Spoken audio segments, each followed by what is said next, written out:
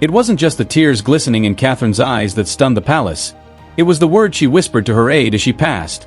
It's over. In a monarchy obsessed with appearances, this single moment pierced centuries of protocol, leaving even the guards in stunned silence. The day had begun like any other at Buckingham Palace, measured and cloaked in quiet tension. But just after noon, that brittle calm shattered as Catherine emerged from the council room, pale and trembling, moving quickly yet without grace, as if trying to outrun the weight of what had just occurred. Her 6 whispered words cracked the facade of royal order, sparking anxious murmurs throughout the corridors and leaving staff scrambling to comprehend the unprecedented display of emotion. Hours later, a leaked photo of her in the back of a car, hand pressed to her cheek, eyes glistening with heartbreak, circulated wildly, igniting speculation about her marriage, her personal life, and even palace politics. Behind the scenes, aides confirmed a more chilling truth. An emergency council meeting had been held that morning, off the public calendar, with doubled security and confiscated phones, during which a dark leather folder sealed for decades was slid across the table to Catherine. What it contained contradicted everything she had believed about her role, her power, and her marriage, unraveling long-buried conflicts beneath the polished surface of the monarchy. This revelation came just days after her supposed triumph at the Commonwealth briefing, where her poise and strategic vision had been widely praised, even overshadowing Charles. Yet, while the world applauded, the palace had already shifted. An unsigned message, unmistakably from the king, had summoned the highest council in secret, redrawing the lines of power. By dawn, Buckingham Palace bristled with tension. Guards doubled, communication staff stripped of phones, and the council chamber, long unused, secured. Catherine arrived alone, carrying a dossier annotated by Princess and a subtle but powerful signal of Anne's quiet influence and purposeful intervention, marking a moment that would forever alter the inner workings of the monarchy. Whatever Catherine was walking into, and had ensured she wasn't unprepared. Then came the moment that fractured everything. A senior aide slid a black leather folder across the table, unmarked on the outside but labeled internally as Appendix Windsor 4. Its existence had never been disclosed in previous councils. As Catherine opened it, a hush fell over the room. Her fingers paused on the first page, breath caught. The document outlined revised succession protocols that stripped her of ceremonial and advisory authority, transferring her influence to a new advisory council centered on King Charles and Prince William. No debate, no vote, just language erasing her power under the guise of institutional stability. Her title would remain, her presence required, but her voice silenced. Worse, the contents directly contradicted private documents entrusted to her weeks earlier by Princess Anne, papers penned by Queen Elizabeth II affirming Catherine's vital role in the crown's future. The contradiction wasn't merely unsettling. It was war in ink.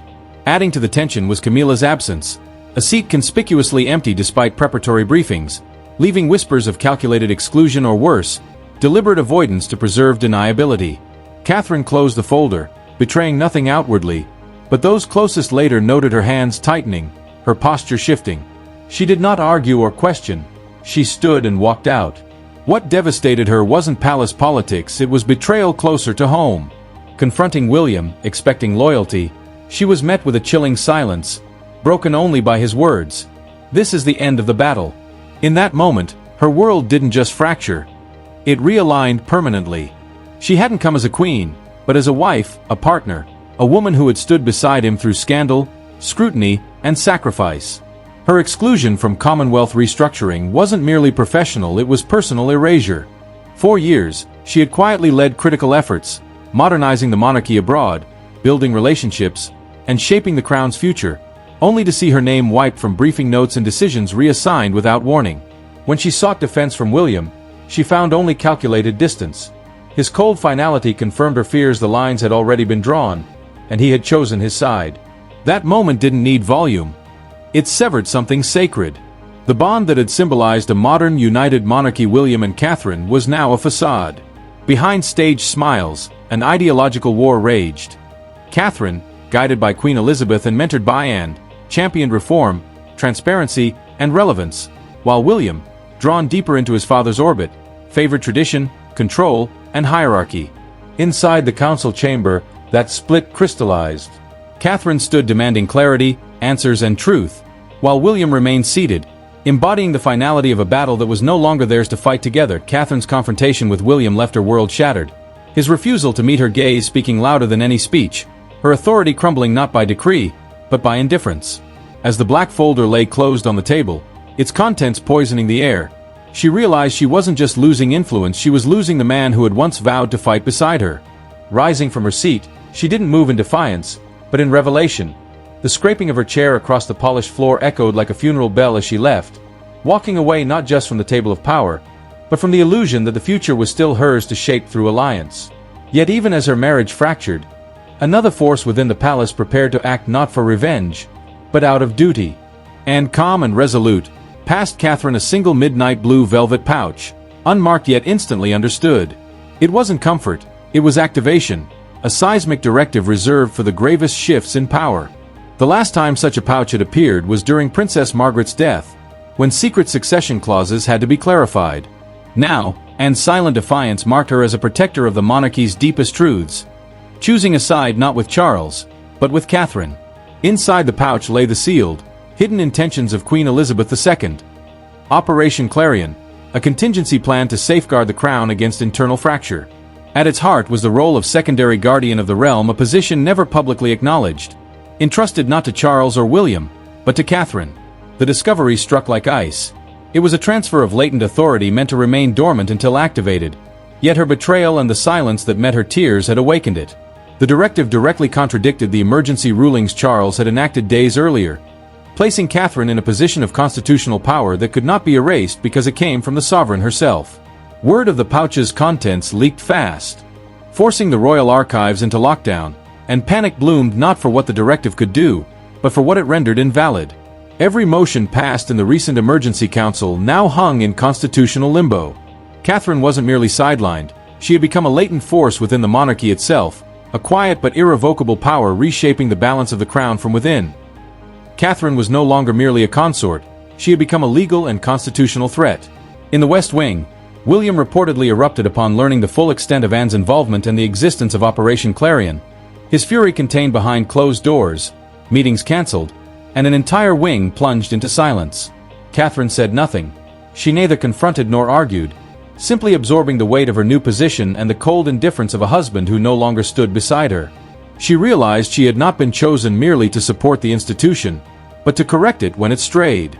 Rather than remaining passive, she disappeared, and where she went next shook the monarchy to its core. In the dead of night, she arrived at Queen Elizabeth's sealed Scottish quarters, a sacred space untouched even by Charles since the funeral rites, carrying the lion rampant, a symbol of sovereign challenge and intending to claim it. Her movement was silent, calculated, executed through alternative channels. A plane arranged via the Duchess of Edinburgh's private liaison network, bypassing all Buckingham protocols. By the time the palace registered her absence, Catherine had already landed in Edinburgh, her destination not ceremonial, but sacred. Holywood House, the Queen's private quarters. There, with a key granted by Princess Anne and delivered by the last living steward of the Scottish royal vaults, the Duke of Roth, Catherine accessed a legacy long sealed from view.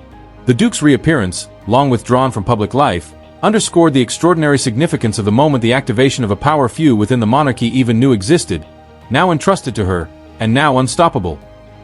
Inside Queen Elizabeth's sealed Scottish quarters, Catherine was not handed a title or a speech, but a small, gilded pendant, the lion rampant, a symbol in use since 1936 during the Windsor split, representing power in the face of internal fracture.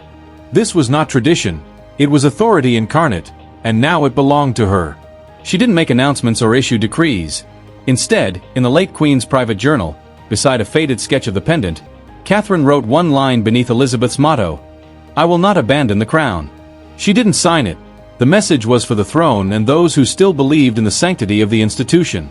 Back in London, panic surged as Camilla's team tried to intercept her return, manipulating airspace and protocols, but every effort failed, quietly countered by the same invisible network, and had reawakened. Catherine returned under cover of darkness, unaccompanied, carrying only the lion rampant and a purpose no one could dilute. This wasn't vengeance, it was inheritance. Armed with history and legacy, she came not to make peace, but to redefine power. For the first time in 6 decades, the Crown Chamber was summoned, not for ceremony, but for confrontation. Standing at its center, clarion directive in one hand, lion rampant in the other, Catherine demanded constitutional recognition, invoking her role as secondary guardian of the realm. Her claim was procedural, rooted in Queen Elizabeth's own words and Anne's intervention, leaving the monarchy with no choice but to respond. The chamber divided instantly. half aligned with Charles, citing precedent and authority, while the other half recognized the weight of legacy, the Queen's vision, and the safeguard entrusted to Catherine. In that room, she was not rebellion incarnate, but reinforcement, the guardian chosen to preserve the crown's integrity when silence and indecision threatened to unravel it. Catherine stood her ground, neither pleading nor retreating. "This is not about power," she said, her voice unwavering. "It's about protection." Her words cut through the chamber like a blade.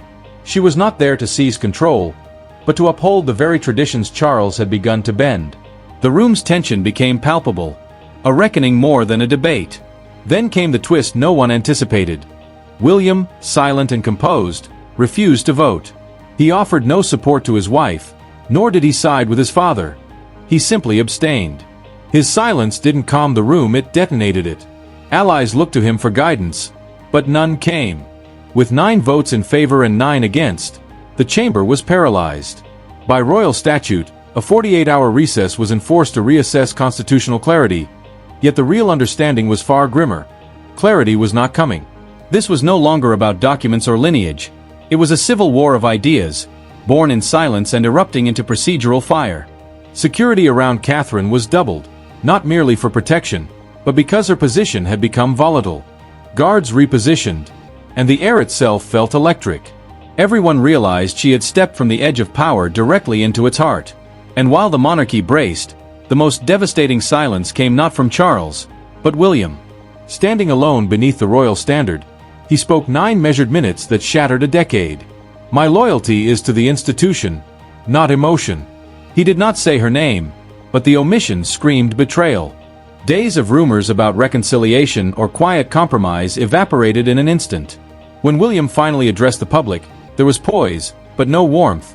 There was talk of duty and stability, yet no mention of the Clarion Directive, no acknowledgement of the deadlocked crown chamber, and most shockingly, no recognition of the woman who had once been the beating heart of the monarchy's next chapter.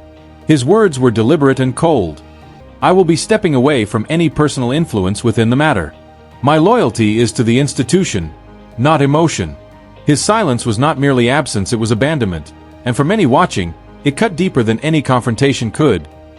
That single line drove a wedge not just through the chamber's fragile consensus, but through the monarchy's most revered partnership. 4 years, William and Catherine had embodied hope, harmony, and the human face of royal legacy, and with one statement, that image shattered. The public response was immediate and polarizing.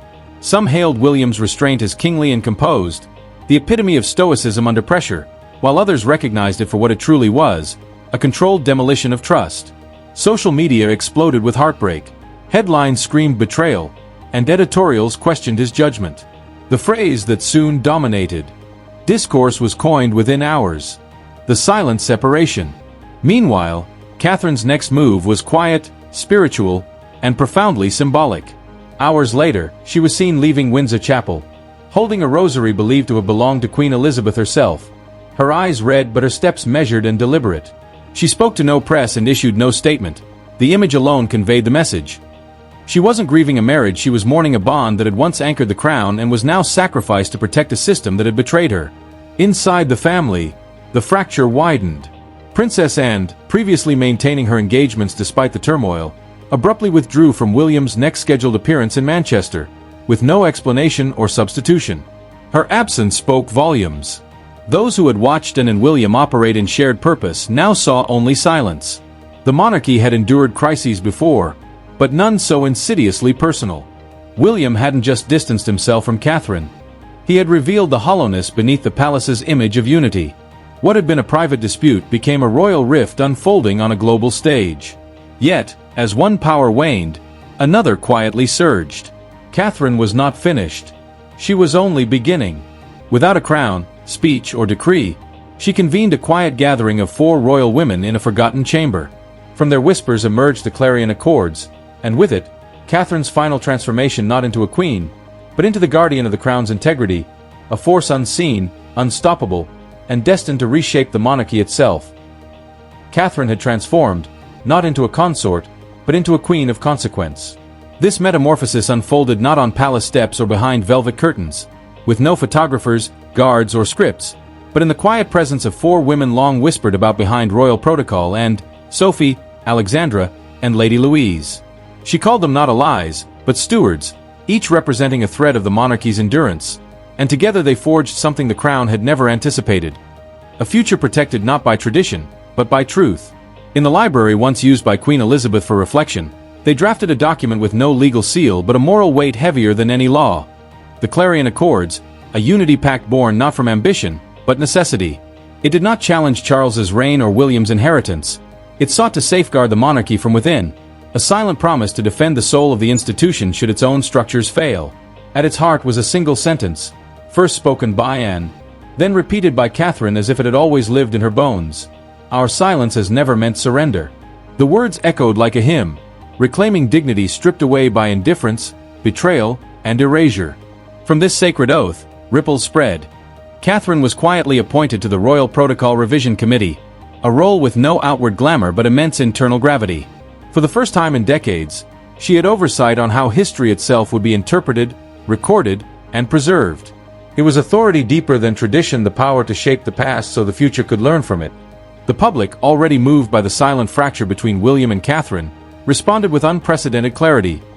Polls swung in her favor, editorials praised her poise, strength, and refusal to play the victim. She had not spoken to cameras, yet her silence became a roar the world could not ignore. Charles remained silent, offering tacit approval simply by omission, while William's absence became irrelevant. The woman he had once stood beside had stepped beyond his shadow into her own storm. She did not raise her voice. She raised her lineage. The palace may have tried to silence her, but Catherine spoke through legacy, through truth, and through quiet defiance. The monarchy would now have to live with the consequences of underestimating the woman they once called merely William's wife.